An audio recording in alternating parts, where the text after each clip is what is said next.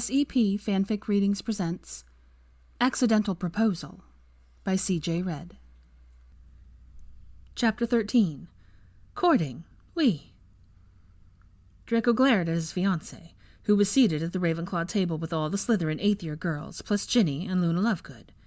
Daphne's little sister was even huddled with them, and he had a pretty good idea that they were all talking about the contract the girls had negotiated last night. He should be upset. He had been steamrolled by those witches, but he was more impressed than anything. Hermione had managed to alter a time-honored pureblood tradition and tilt it to her favor. Where the prior contract had favored Hermione in a rather pompous way, this contract acknowledged that Hermione was the steward of her own destiny. She had basically made sure that she could do whatever she bloody well wanted to, and he had signed on the dotted line. She could work. There was no stipulation for an heir, no stipulation for their children's upbringing or schooling, and no stipulation that she would even need to live with him. Basically, she would marry him but do whatever she damn well pleased after that. Pansy had even managed to make sure that she didn't have to declare her income to Draco at any point while they were married. She kept her own vault, and her dowry was hers to do as she pleased. Some things Theo and he had agreed on were kept. She would be able to decide her own name, for example, so that had been left unchanged. She wouldn't have to live at the manor and could free all the elves if she wished. The witch had essentially erased nearly everything the contract was meant to stipulate. Theo grunted and rubbed his head in exasperation. Pansy should go into magical law. Blaise snorted in delight. Bloody brilliant at it, really, but I'm waiting for you brats to realize she totally changed the courting clause. Theo narrowed his eyes. What do you mean? Blaise shrugged. I didn't sign it. I really couldn't tell you. Theo looked at Draco, who shrugged tiredly. I didn't even read it. That was the very last clause, and I was pretty fed up by that point. I know it was left open-ended, up to her and I. Theo snorted. The hell it is! Stay the fuck away from her! Draco sighed and nodded, but Blaise chuckled. So you want her to barely know him when she has to marry him right after she gets her NEWTs? Theo frowned, looking a little less sure of himself, and Draco rolled his eyes. How about we give them a week to stop gloating, and then we can figure that out, Draco said tiredly. Theo nodded and said, Fair point. Blaise chuckled again, standing up and walking over, shoving his way in between Ginny and Daphne. Arse, Theo said, his eyes narrowing at the table with all the women. And why are they all over there? Draco shrugged. They're all mad at us, clearly. Theo finally deflated, and his anger morphed into weariness. How long will this last? Draco shrugged. She's your sister, not mine. Neville surprised them by sitting down. Hermione can hold a grudge pretty well, actually. Draco groaned softly and looked at Theo, who looked a bit sick. She can? He asked in a small voice. Neville nodded. Oh, yeah, and she is really ticked off. I would watch out. Theo went pale and Draco sighed. You're her family mate. She'll forgive you. Neville looked sheepish and said hurriedly, Yeah, of course she will, but she may hex you first. By lunch, Theo looked like a pitiful lost puppy, and Draco was feeling a tension headache set in. To their surprise, Hermione walked over and sat down between them. Theo perked up and she glared at him. You will not keep information that pertains to me a secret ever again. Theo nodded and then hugged her. Okay, shite, fine, okay. Hermione hugged her brother back, and then turned her gaze directly on Draco, who had to catch his breath a bit because she looked sexy all angry with her flashing eyes. We might be married someday, Draco Malfoy.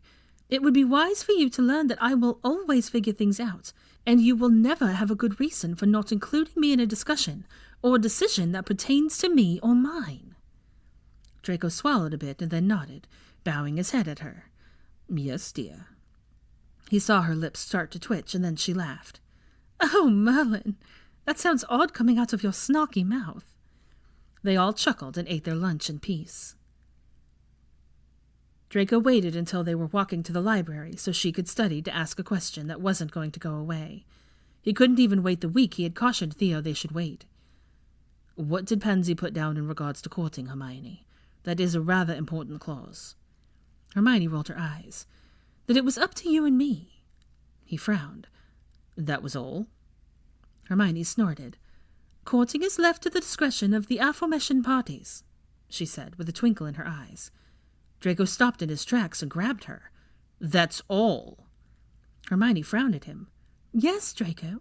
What else would there be to add? He flinched and then frowned. Well, that's usually a pretty lengthy paragraph. Theo and I were going to hash it out when... She held up her hand. Please don't remind me why I should have hexed you both by now. Draco found his first smirk of the day. So, you don't have any rules? Hermione sighed in obvious frustration. Why don't you tell me what you're getting at so that we can discuss it and move on? Draco's smirk grew. Sex. She paused, a bit shocked. What about it? He shrugged. Most contracts state we can't do it until we are married. She rolled her eyes.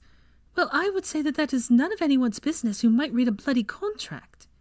Draco laughed. Oh, I agree. She started walking again and then said, So the girl said I could have sex, just not with a pureblood. Draco had to run to catch up to her, and he yanked on her arm a bit harshly. The hell you can! She just raised an eyebrow at him. What? Is that not a thing? He frowned and colored a bit. Well, yes, it is actually, but not if you're engaged. You can't shag anyone when you're engaged, and that usually includes your fiancé too. Hermione shook her head, frowning at him. Crude, Draco. He flushed deeply. Sorry. She rolled her eyes and gently removed her arm from his grip. I was just being a prat, Draco. I have no intention of shagging anyone in a deserted corridor. Draco nodded, his face still looking a bit troubled. Thank you. She looked at him wide-eyed and then snorted and laughed. You're very welcome. She was having far too much fun with how uncomfortable he was in this conversation. This was way better than hexing him, in her opinion. Watching him squirm in embarrassment was actually making her a bit giddy. Clearly, she was still a bit peeved at him for not telling her about the contract. He sighed and ran his hand through his hair. Do you want to date me? Hermione sighed right back and said slowly, Not really. I'm rather busy, you know, with school. His face went blank, but she saw his eyes flash with hurt, and she shook her head, feeling a bit helpless. Okay, it was time to stop being a prat and explain her case. She didn't want to hurt his feelings. Draco, I wasn't at a point in life where I wanted to have a relationship, but it looks like we will be married the first weekend of June. I think it would be in both our best interest if we do, in fact, date.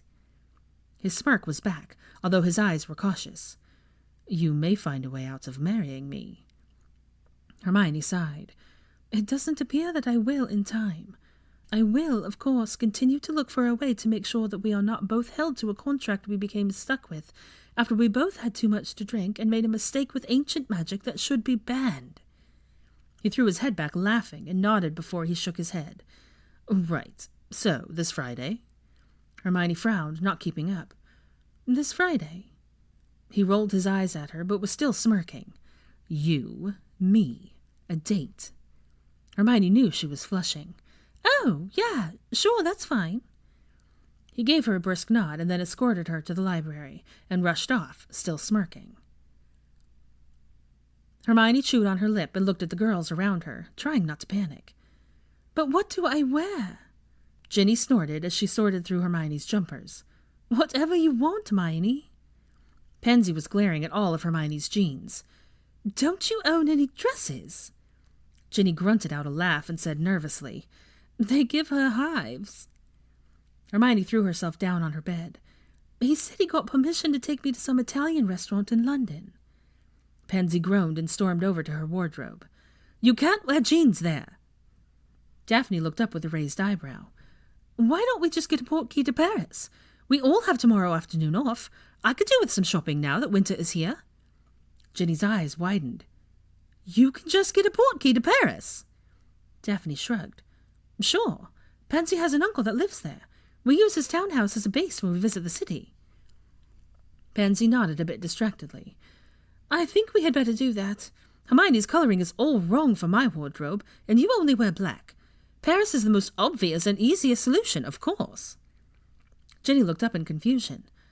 Why can't she just wear black? Tracy shuddered. Not on the first public date, Ginny. Not the statement we want to make here. Before Hermione could ask why exactly she couldn't wear black, there was a loud pop, and she turned to see that Bop was standing there with a package and a note. Mistress Maya, Bop has a note and a package from the headmistress. Hermione took them, smiling at the elf. Please just call me Maya, Bop. Ginny smirked and tossed her round jumper so she could lay on the bed. Bop looked distressed at the mess and started to shiver. Mistress Maya does not like her clothes. Hermione frowned in confusion and followed the elf's gaze to a pile of stuff on the floor. Oh, no. My clothes are great, Bop. We were just trying to find something for me to wear. Bop frowned. Mistress Maya is going out? Ginny raised her eyebrows playfully. Your mistress has a hot date this Friday night with Draco Malfoy. Hermione glared at her friend, tearing open the seal on McGonagall's note to her. Ginny, she said warningly. Bop, however, went utterly still. The Malfoy heir is finally courting my mistress. Pansy snorted and said, As they will be married the first Saturday in June, yes, he is. However, someone better make sure your mistress has proper clothes, or the scandal will be amazing. Hermione turned her glare to a smirking Pansy, and then looked back at her elf. Bop's eyes went so wide they took up most of her face, and her ears started to quiver. My mistress has set a wedding date? Hermione cringed and then shrugged. Well, yes. That date can't be changed, apparently. Bop's eyes filled with tears, and then she was gone, leaving the girls to giggle while Hermione shook her head in confusion. But her confusion turned to shock as she read the note from McGonagall. Pansy, did you know that when you amend a contract it restarts the engagement? Pansy shrugged, nodding absently as she flipped through a magazine. Yes, but it's up to the families to announce. Ginny sat up, her eyes going wide. Oh, shite! The bloody engagement is on record with the prophet! There were 3 gasps as the other women took in the announcement, and Hermione started sinking down onto her pile of jumpers and moaning as the evening prophet fell out of the cylinder. In big, bold print across the front page it read, Malfoy heir settles engagement with missing not daughter. Under the headline was a picture of them both.